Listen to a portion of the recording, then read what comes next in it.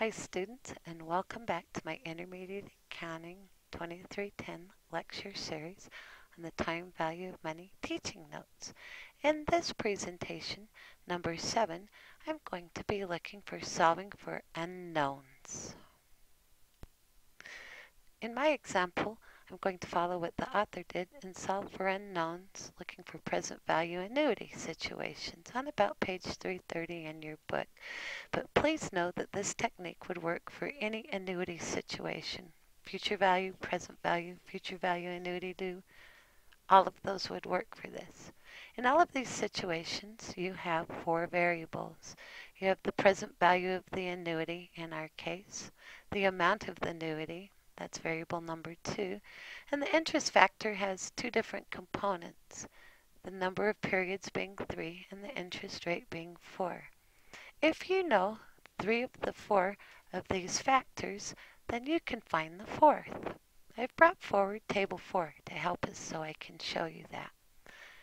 Now, in our first example, assume you know the annuity amount, the present value of the annuity, and that you're looking for either N or I, the number of periods or the interest rate. And I'm going to use something we've played with in the past, present value of an annuity number where N equals 4 and I equals 8, so we know all of these.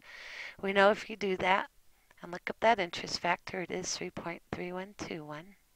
And the present value is 99.36 and the annuity is 3,000. So we know all 4 factors, but let's assume we didn't and work forward with this.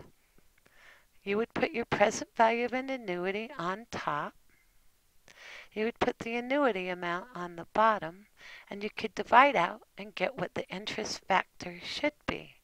And it would be 3.3121. Go ahead and try dividing those two, and you'll see it is 3.3121.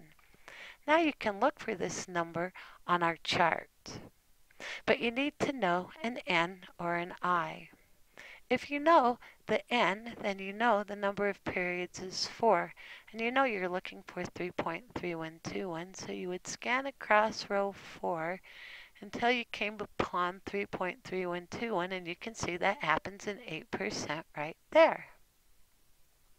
How about if you had done this and you knew it was an 8% interest factor, but you didn't know how many periods? Then you would come to the interest factor and read down until you found your interest factor, and then you would see it would correlate with 4 periods. So you would be able to work through this and find out the 4th variable if you were looking for N or I. If you're looking for the payment, you must know both N and I.